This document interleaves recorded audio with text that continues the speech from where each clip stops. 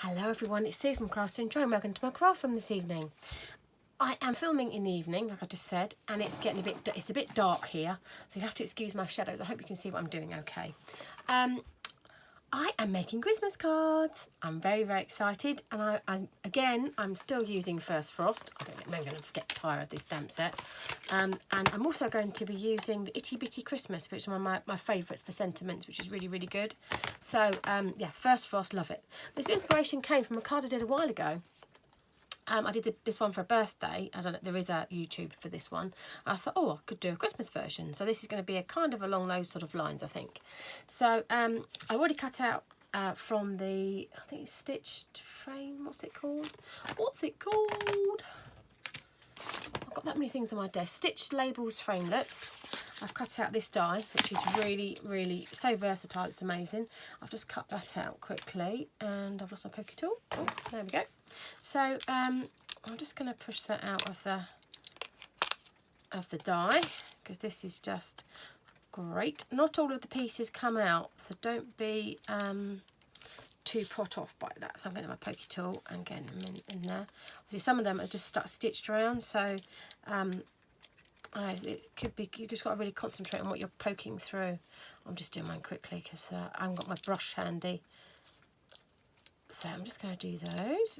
I find kind of quite therapeutic actually. So yeah, I love it. So that's that done. Then just going to get my bits out of the way that I've just poked out and just chuck them onto the floor. And then I'm using Cherry Cobbler here for a change.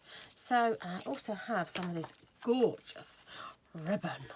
How Christmassy is that? It's Christmassy ribbon, isn't it? In a nutshell. And it's Cherry Cobbler, so it matches and everything, so it's just perfect. So I wanted to use the Merry Christmas and Happy New Year, and I wanted to, I think, emboss it in the top right hand sort of corner. So I'm going to get, obviously the golden rule with heat embossing is to don't forget to use your embossing buddy. Sorry, did you actually see what I was doing then? I think my camera needs to move that way a little bit. So let me move that about the way. So that's better, isn't it? So I'm going to use the embossing buddy first. Then I'm going to get my Versamark, ink that up. I have in front of me my gold embossing powder. So I'm going to put that sort of kind of top right, I think, corner. And make sure that's going to come out. And get my embossing powder. Whoops, it's just fallen over on my desk. This embossing powder just doesn't look very exciting in its container, but it is magical, and I love heat embossing. It's one of my favourites. And this time of year, I don't need any encouraging not to get it out, so we should be using it. We should all be doing heat embossing this time of year. I'm just going to grab my silicone mat and grab my heat gun so I can get that heated up. I hope you can hear me with my heat gun noise. Just going to start that up 1 second. Get warm.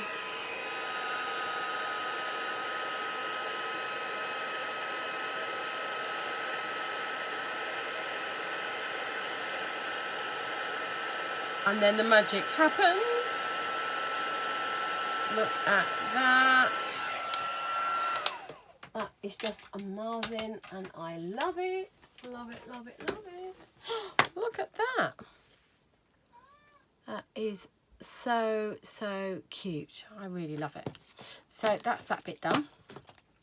I've already, ahead of time, I've just cut out a few pieces. In the Frosted Bouquet Framelets set, I've used these to death, really. I really, really have. And it comes with various things. It's like, it kind of feels like you're foraging for like foliage, but with card and different colours. So I've cut out a few of those in vellum, just to be a bit different. I've cut a few of those out in different colours. I've also done some flowers, because I have the framelets. It just makes it quite easy, really. And I love it. Yeah, so I've done a few of these flowers, cut around them in the framelets, and I've done that one as well. So really cool. Now I'm just going to build my card, I think. I've got the same colour, a Cherry Cobbler base, because I quite like tone on tone. That I like that. So I'm going to put on the back of this some dimensional, so it raises it a bit. I think I've got some dimensionals here. I might have to get my scissors if they're handy to get them out a little bit. There's a couple there, so I'm on about sort of 4 on there. I think mine have been in my crafting bag and they got a bit kind of mangledy. So let's take, oh, that's got stuck to my finger. There we go. So that's those. Take the backs off. Oh, Christmas won't be long away now, folks. So I'm going to put that in kind of in the centre, towards the top of the card. I've done a left-hand side opening card for a change. So then I just want to kind of build my sort of, just build it up a bit really, kind of a bit, I'm not sure quite where I'm going, but almost a bit like that. A couple of leaves on that. I've also pulled out my sprig punch, so I possibly could get a bit more greenery going on, a bit more foliage if I wanted to. A bit of cardboard foliage, why not? So I'm just going to punch a couple of those out. And I wanted them in different colours really, because in nature nothing's all the same, is it really? So I want a couple of those. And I want a couple of the, oh, that's garden green, and this is old olive, so I want a couple of each, I think. I'm just trying, these are just scraps of card that I have in my stash. So a couple of each. My cat's just wandered in to say hello. Hello, Didi. He's just headbutting my leg. So I wanted to just put a bit of foliage in there. I'm just going to hide those eventually with some flowers, I think. So I'm just going to put a teeny bit. I don't want them to, if they're too sort of regimented, I want them looking a bit sort of, kind of a bit haphazard really. Kind of like that.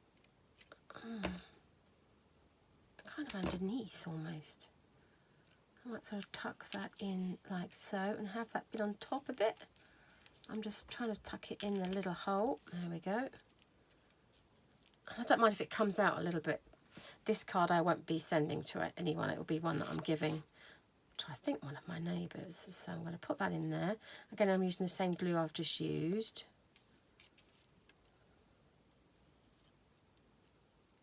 But the blob of glue I've just used, I mean. And I'm going to put that kind of, I want something up here a little bit. So I'm just going to secure that. I only want the sort of, I don't want it all looking as if it's flat. I want it quite sort of raisedy looking. So I just want to sort of put that under there like so. So that's sort of coming around the top. And a bit of that going on about kind of there-ish, I think.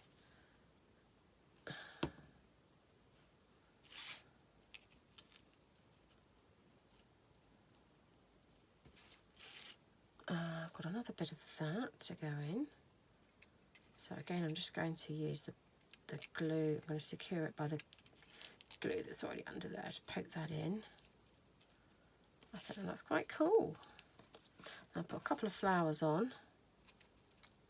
Or just one even. Oh, that would be different, wouldn't it? I've got some scraps of vellum here, so I might actually just use another sprig. You see what I've been doing with my vellum. And just a little bit of a different sort of texture almost. I want a bit of that kind of about there.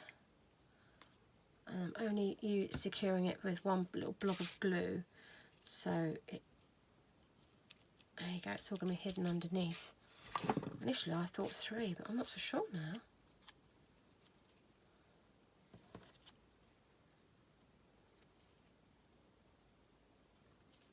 I'm just arranging my flowers. I might put one on there actually.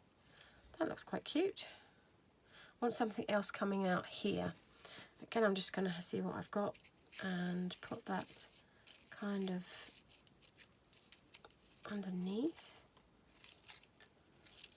Oh, whoops. That bit, so I'm just poking it underneath there, so I'm just going to put that bit back that I've just pulled out by accident. I think I want something.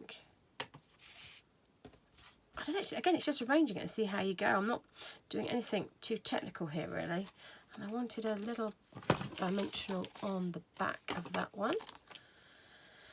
So it holds itself down. Whoops. about there.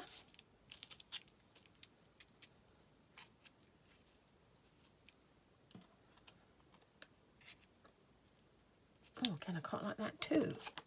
Right, so I'm just going to cut those down a smidge. A little. I use up all my dimensionals when I'm doing them. There's nothing left when I do them. I'm going to put that about there, and I want that kind of about there, I think. Yeah, why not? This is very different.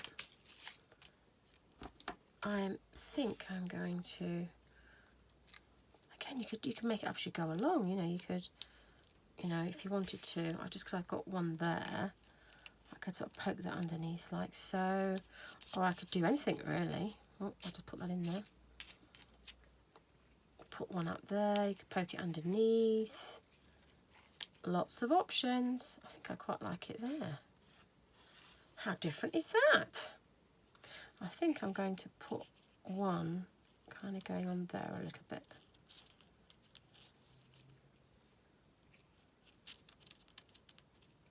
Yep, and I'm going to just put a little dimension on the back of that one. I think I'm almost there. I love to lose myself up here. It's just so amazing. There we are, and that's my Christmas card. That's another one done. So obviously I do have a blog. Head over to my blog if you'd like to buy any of the things I've used today. You can click on my shop and it will take you to my Stampin' Up shop.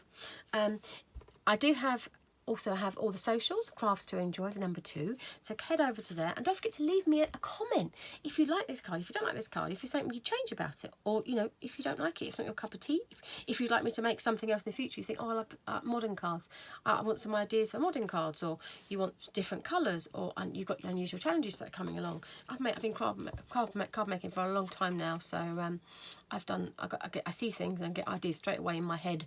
I'm a bit weird like that. Well, you know, I like the creative side of me. But yes, I like that. That's a bit different, isn't it? And I like the way it's the heat embossed as well. So don't forget to click on subscribe to my channel. And don't forget to click on the bell so you don't miss any of my future videos. Thank you very much for watching today. I hope you have a very crafty day. Thank you. Okay, bye-bye. See you next time. Bye.